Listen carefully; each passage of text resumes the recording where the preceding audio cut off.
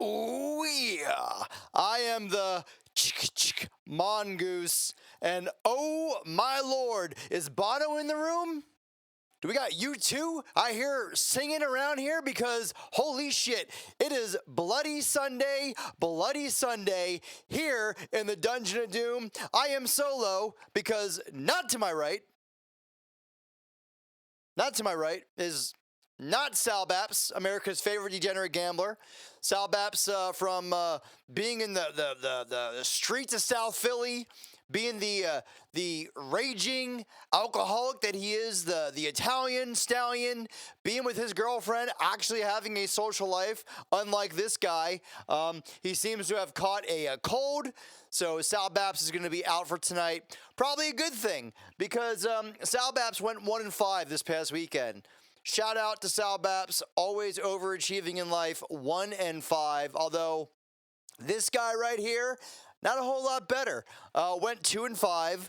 Definitely thought long and hard about not telling you all about the Arizona first half -6.5 pick that I added on the Twitter and Instagram feeds, which is why you should follow us at Butter and Hose on Instagram and Twitter. But definitely thought long and hard about deleting those tweets and, how many people actually know I made that pick. Just be 2-4, not as bad. But because I am a man of integrity in most things that I do, I am going with my actual record of 2-5. So we got that going for me. I am now 500 on the year, 35-35. Sal Baps here. After that 1-5 absolute ass beating, now goes to 32-34. Still not too bad. Together we are 67-69. Hey now, bringing us for a total of, let's do the math here. Oh, I just said it, 67-69. On the bright side, the weekend started out pretty glorious. We did hit the boss cock lock here, putting us to a 7-4.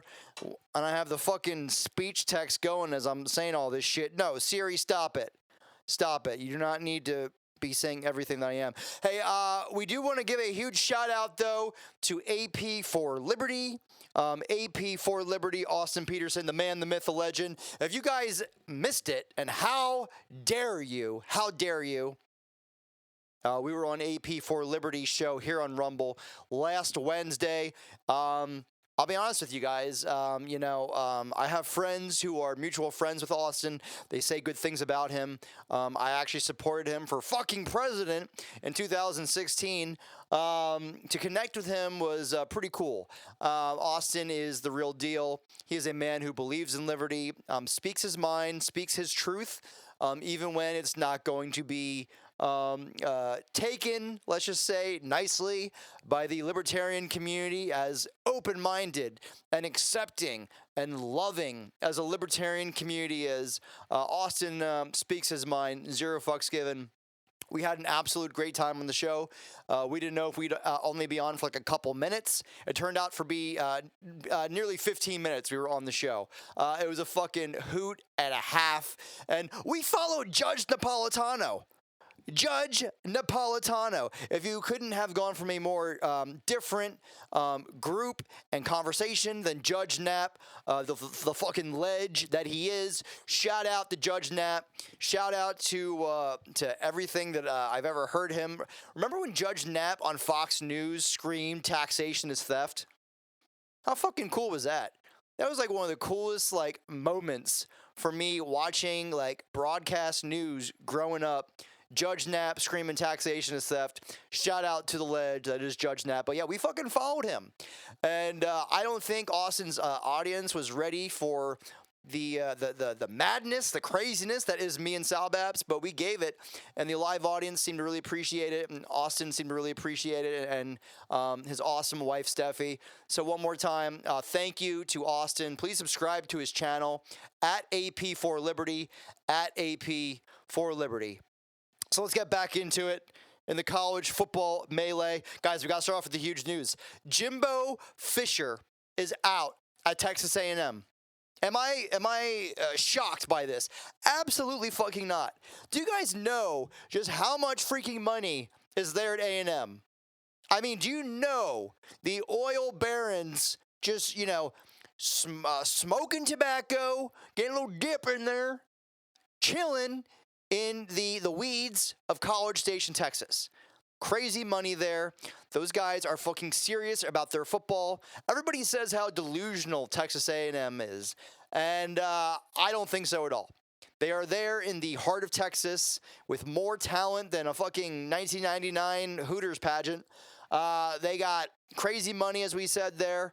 It is a college town. The town runs on Texas A&M. It is a football school.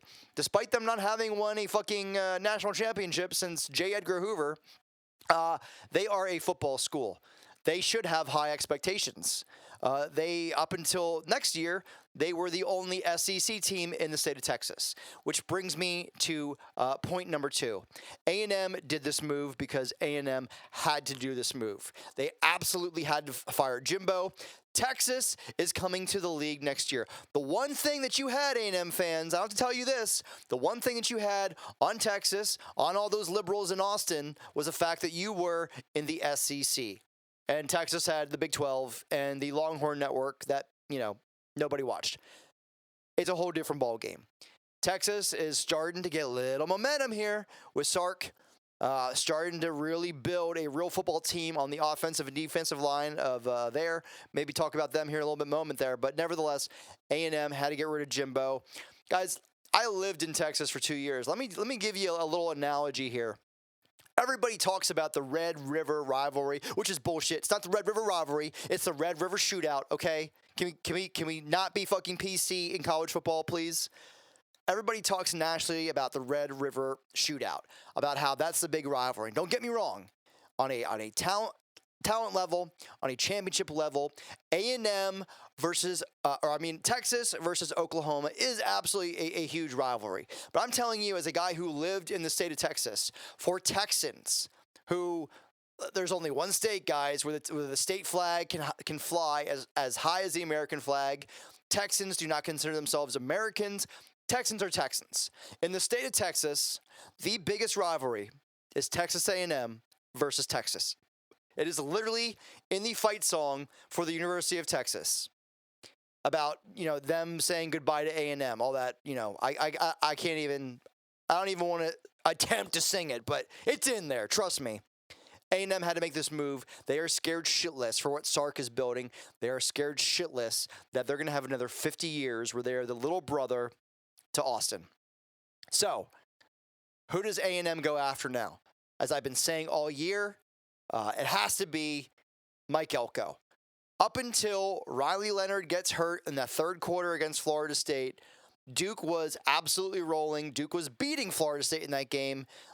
They kicked the shit out of Clemson week 1. They were undefeated going to that Florida State game.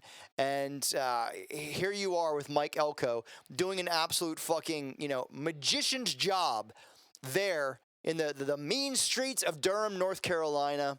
And he's available, former defensive coordinator. He has to be number 1. There's also rumors of Dan Campbell from the Detroit Lions. If you can get Dan Campbell, if you can sway that big of a stick, which I believe A&M can sway that big of a stick, that's what she said, why not go after it? But I do believe option number 1 has to be Elko. Come back, get the program solid. He's going to make all that defensive talent. He's going to make you probably the top defensive unit in the SEC year 1, if not, number 2 behind Georgia or Bama. So that's A&M.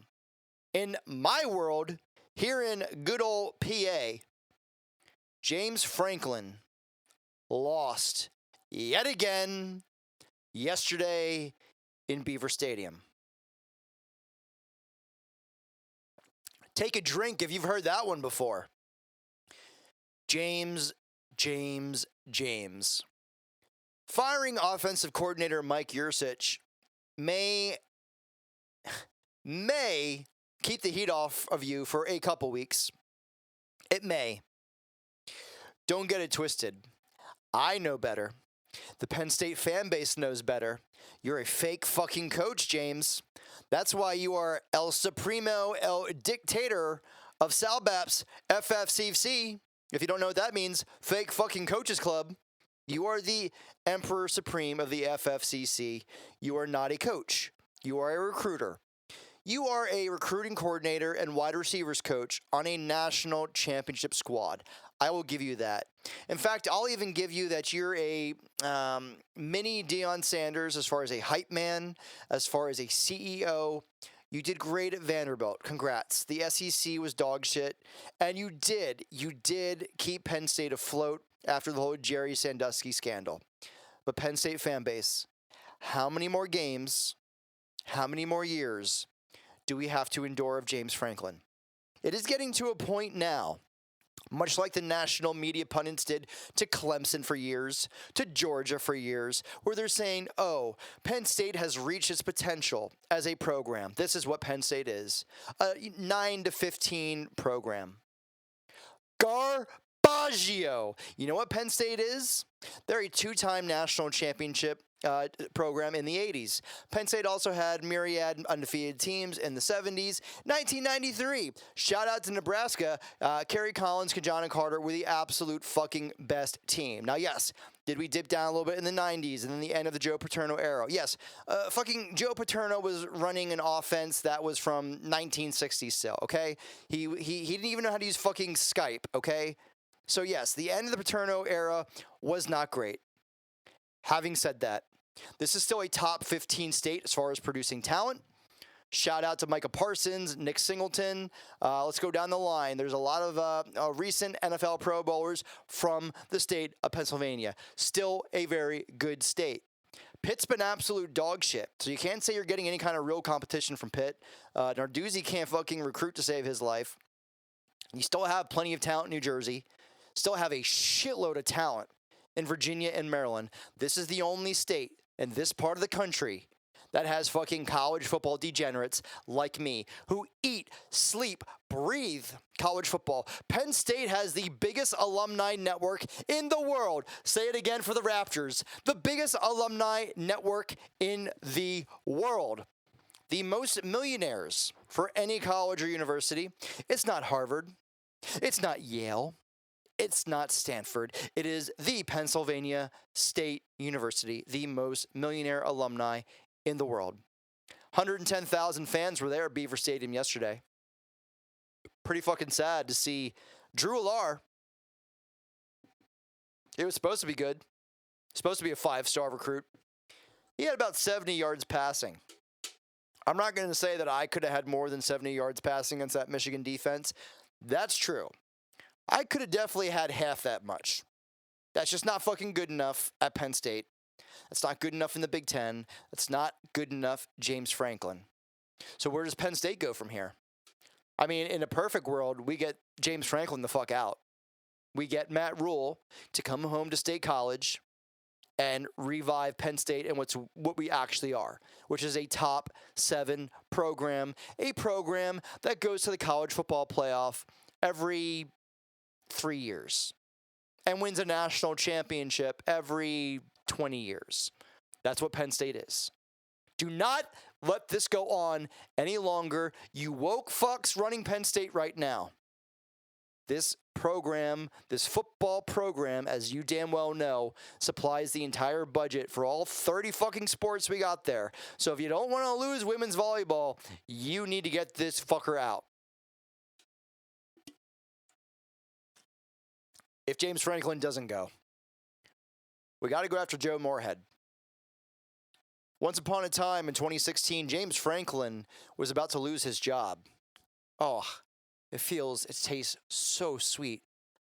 Oh, yeah. Yeah. Oh, sorry. I'm having a climax here on camera. Thinking about James Franklin getting fucking fired. James Franklin actually did something smart. He hired Joe Moorhead. Joe Moorhead had a generational talent in Saquon Barkley. Joe Moorhead had a solid defense. Joe Moorhead had a fucking Tim Tebow light quarterback in Trace McSorley. Joe Moorhead won a 2016 Big Ten championship for Penn State. James Franklin just happened to be there giving fucking pep talks on Twitter. You got to go get Joe Moorhead again. He's a head coach at Akron in the MAC, just kind of middling around there. Akron is a fucking tough place to get W's. Also, apparently, it's a tough place to have passing math scores. Shout out to LeBron James Academy there in Akron, doing big things as far as underachieving. Shout out to LeBron, sucking off Xi Jinping's penis there at the CCP, but I digress. You got to get Joe Moorhead, come back, run the offense, pay him whatever fucking money he has, and just hope to God Manny Diaz stays around for another year, because this Penn State defense, once again, outside of, up the middle there, we still need to shore up defensive tackle. This is a national championship winning defense. What the offense did was absolutely putrid. Moving on, our last coach getting canned, major coach that is, Andy Avalos at Boise State. You've heard me on this show talk many a times. They got LaDainian Tomlinson Jr. there, fucking tailback there in Jalenti.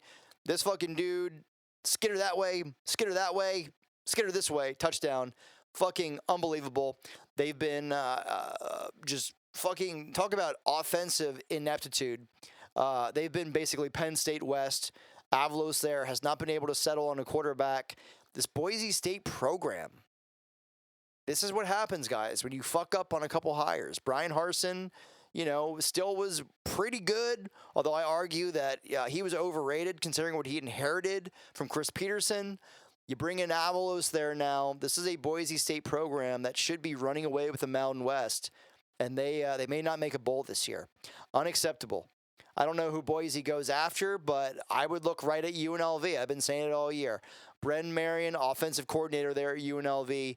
He should absolutely be the head coach of a Mountain West program next year, if not even, let's say, a program like Houston, okay? If you're Houston trying to shake things up, you're in the new Big 12, whole new ball game.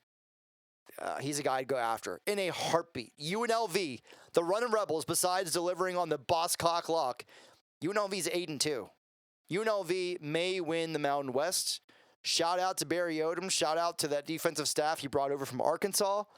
But the real MVP, Bren Marion. Fucking dude is legit. All right, so let's go into the picks here.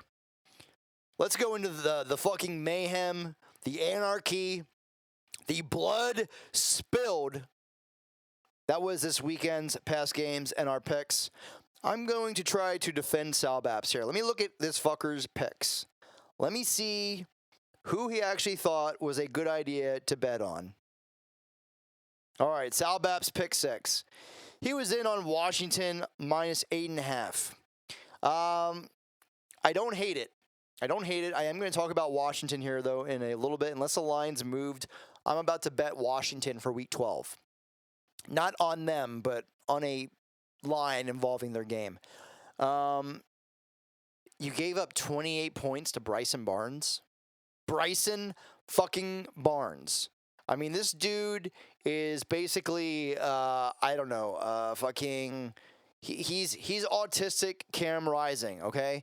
He is not a good quarterback. This kid, was there ever a doubt in your mind when Washington missed that field goal at the end that Utah was going to drive the entire field in 90 seconds? Like, did you, not for a second, did you actually believe that was going to happen? But to give up 28 points to Utah, Bryson Barnes at home, this Washington team is broke. Penix is still, pulling it together. Roma Dunze, they got some stud wide receivers there. This Washington team, though, I love Kalen DeBoer, broke. Washington, I don't think is going to win the Pac-12. If they make the championship game here, which, they still have Washington State. They'll win that, and then they have Oregon State this week. What am I saying? They might not beat Oregon State. But nevertheless, if they do make to the championship game and they face Oregon's going to roll them. I'm going to fucking lay the house on whatever that line is. Right now, I would make Oregon 7. 7 flat, Oregon. In Vegas on neutral field? Absolutely. And I would pick Oregon to cover that all day long. So, Sal Baps, I see what you were saying, though. This one's inexcusable. Sal Baps had Tennessee -1. Sal Baps, we just went on Austin Peterson's show, AP for Liberty. We just had a great time with the mayor of Missouri. He's the mayor of the entire state, Austin Peterson. And Sal Baps had the nerve to bet against the in-state school of Missouri and take Tennessee on the road. Guys, can we just admit that Missouri is actually legit? Like, they went into Georgia, and they actually scared the shit out of Georgia. I know Brock Bowers didn't play that game, but let's just admit, Missouri is good. Missouri also probably has the SEC's best non-conference win of the year against Kansas State. Without that non-conference win, what's the SEC done? Not a lot. But Missouri is absolutely legit. I think Missouri's going to go 10-2. They're definitely going to beat Arkansas. I don't know who they have this week, but they're definitely going to win the fucking... I don't even care if the game's in Arkansas. They're going to win the boot game. So, Sal Bapso, yeah. Next one here. He went with Lane. I'm going to defend him here on this. Plus 10.5, Ole Miss was. Lane is Laney Cover should be his name, because that's all he does is cover, except about 5 weeks ago when he cost me $30,000 in a 9-leg parlay. My only game that did not hit against Bama, that was. Listen, this Georgia squad, though, is rounding into form. Carson Beck looks fucking good. They got the fucking white wide receiver there, Ladd McConklin. He's a fucking... That dude's a burner. That dude's legit. I know he's a white guy. I know it's, you see him out there as a wide receiver, as a DB, you're thinking, okay, it's a white guy. I'm good. I can take this play off. And then the dude just fucking zips by you for a touchdown. Unbelievable route runner. That dude is absolutely legit. And then Brock Bowers being back, give him a couple weeks maybe to round into tip-top shape, but still, this Georgia team is looking like a three-peat, dare I say, for national championship. And then Sal Baps did nail Ohio State. Very good, Sal Baps. Oregon minus 15. I didn't love this play. I liked the over, which I bet myself, which did not hit either. This was USC's last-ditch effort. Depending upon who starts for UCLA this week, if they can get Garbers or more back, I think UCLA is the play in that game.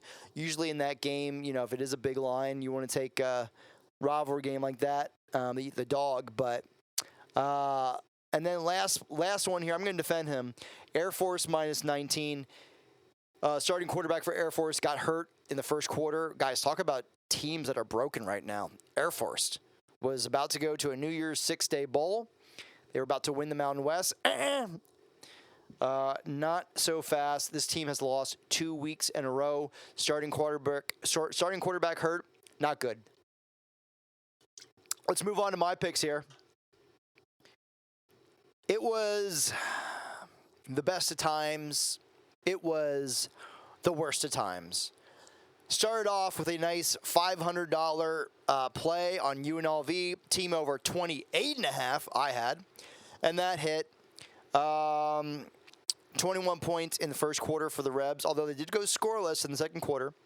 Did give me a couple hemorrhoids there. That was not good. Kansas, minus 3.5. Jason Bean got hurt. Okay, so even despite Bean getting hurt, Kansas still almost found a way to win. Shout out to Lance Leopold. Stanford, plus 21. They were coming off a bye. Okay, that's what I'm going to say. Don't look at the final score. Just... Don't do that. Michigan minus 5.5 against my Penn State Nittany Lions. That was the easiest fucking play on the board. We knew James Franklin would find a way to blow it, and he did. And now he's firing his offensive coordinator to act like he's going to get the program straightened up, and he won't. And then finally we had also, oh God, I don't even know how to talk about this one. Oklahoma State. The most baffling game of the weekend was Oklahoma State minus 2.5. Oklahoma State lost, I believe, 45-3. There was some driving rain there in Orlando. They were coming off the big win against Oklahoma. A letdown game is you lose by a touchdown, you lose by 10. This was a anally raped up the buttocks type game. Basically, they went down there to Orlando, and after about the first quarter, they just checked out. Like, yeah, bruh. We're not getting hurt in this rain. It's been real. They didn't even have fucking rain equipment. How do you go to Florida and you don't have rain equipment. I mean, they had it there, but it took them like a quarter and a half to get it. By the time they finally got it like out of the tent, it stopped raining. But the entire second quarter, it was basically a monsoon, and Oklahoma State didn't have rain equipment. Zero fucks given there. Shout out to the equipment managers, Oklahoma State, doing big things, killing me. Fresno State, San Jose State over hits, despite Mikey Keene getting hurt at Fresno State. We will watch that. And then the USC Oregon over had no fucking chance. Shout out Alex Grinch getting fired, Lincoln Riley. Got to get Dave Aranda in the offseason. All right, so let's move here to next week. Let's move here to getting back another maybe 5-1 week. Right now here, I'm sitting at 500. Sal Baps is going to kill me, but I'm doing it. I got me a couple dogs that I love. I like going down to the animal shelter. I like seeing what babes are there. I like petting the doggies.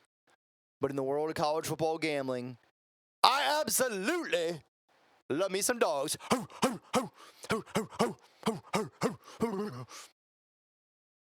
Pick number 1. Official play for Week 12. Week 12. We are giving an official selection to the Illinois Fighting Illini on the road at Kinnick Stadium against the Iowa Hawkeyes, who proved that in the state of Iowa you can score more than 21 points. Yesterday with the shutout of Rutgers, 22-0. Nevertheless, I am putting an official play on Illinois plus 4.5. Guys, you may have missed it yesterday. The quarterback for Illinois, Luke Altmaier, transfer from Ole Miss, he was hurt. In his stead arose a young knight whose name is escaping me right now. He set the all-time score record for Illinois.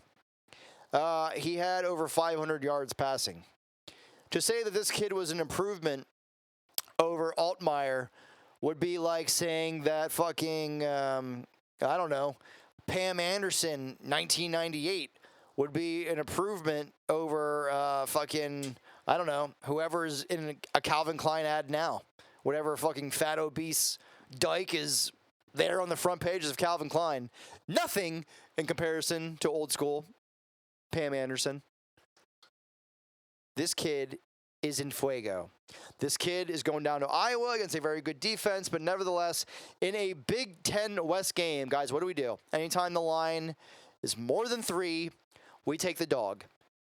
This kid could very well go down there, and Brett Bielema, if you don't start this kid, if you put Altmaier back there at quarterback, Brett Bielema deserves to be fired for something so egregious, so stupid, so knuckleheaded, so old school, defensive-minded head coach. You have to fucking play this kid. Until this kid goes out there and looks like a backup quarterback, you got to send him out to the dogs there in Iowa, out in the fire, baptism by fire. This Indiana squad is actually pretty legit, and they found their own quarterback there. Shout out to Indiana playing good football. Almost knocked off Penn State a couple weeks ago. Wish you would have got the W. Maybe we would have got James Franklin fired. But I'm all over Illinois plus 4.5 with a new quarterback. Also some running backs there getting healthy. Illinois starting to look like the team that we expected them to be this year in the Big Ten West. Next play, I'm doing it. Going to my favorite place.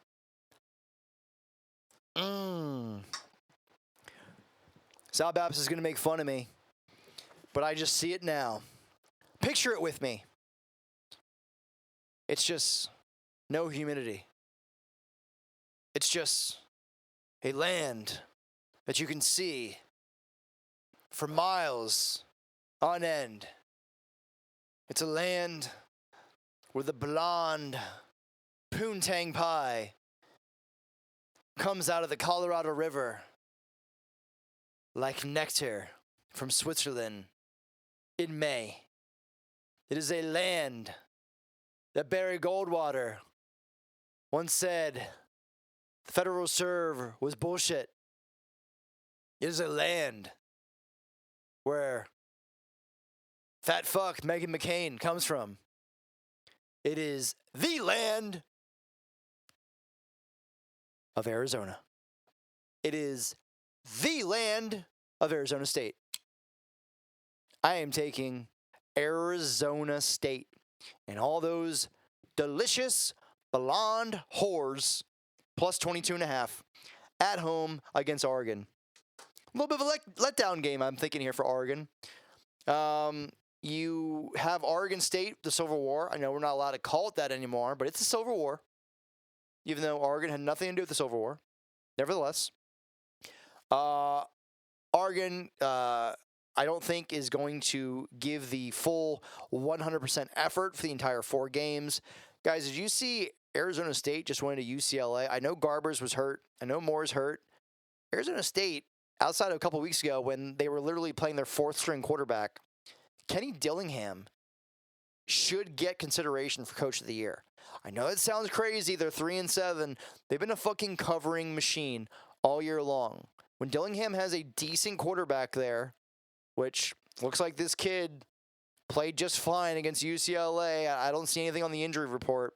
I'm going to go with official pick, my Arizona State Sun Devils, plus 22.5 at home there in the desert against an Oregon team that is already looking forward to probably an Oregon State game and a rematch with Washington in Vegas for the Pac-12 championship game. Give me the Sun Devils. If they even won, would it shock me? Yes, it would. It would shock me, actually. If they kept it within 14, would it shock me? No. No, it would not. And that leads me to my final play. Sal Babs is going to kill me. I'm literally giving out half my slate. He's going to say, oh, man, you don't even wait for the injury report. You got to, like, get the vibe check. No, Sal Babs. I am a value picker. I go down to Goodwill. I go down to the farmer's market. I get me some sales, some locally produced sales, line value. Pick number 3. I'm doing it because they're broken. I'm taking the over, 63.5, Washington at Oregon State. Oregon State just put up like 63 points on Stanford. I know Stanford, not always good, but they've been good sometimes. And Washington is broken. This defense here, something's wrong, man. Penix is just good enough right now to keep it going. So that's also part of the reason why we're going to be with the over. But something's going on here with Washington, and I don't like it. I don't like it very much. But I tell you what I do like. I do like Oregon State at home. In the mist, the fucking spooky cabin weather of Corvallis, Oregon. I am all over the Oregon State Beavers. Those disgusting, fantastic black and orange uniforms. Crowd's going to be into it. Only 2 games left for Oregon State in the Pac-12. It's now or never. Literally now or never. So I do think Oregon State is going to bring the juice. Defense has been a little bit underwhelming, a little bit disappointing this year as well. That's also one of the reasons I'm going to go with the over, but we're going to take it now, cap it. Washington, Oregon State, over 63.5. All right, guys, that is the Week 11 reaction show, minus my partner in crime, Sal Baps. He doesn't have any last words because he's not actually here. He will be here Tuesday, though. He promises. So let's get Sal Baps back in the fold. Let's get some winners. Let's get some fucking winners. Fucking winners. Not to be confused with let's get some wieners. Because I got that right here. The Cockness monster. Ready to explode on your face. Because God knows I'm sick of letting it explode on my own. Here in the woods of rural Pennsylvania. Dear God, help us all. Say your prayers. take your vitamins, grow your own food, make that bread, butter them hoes.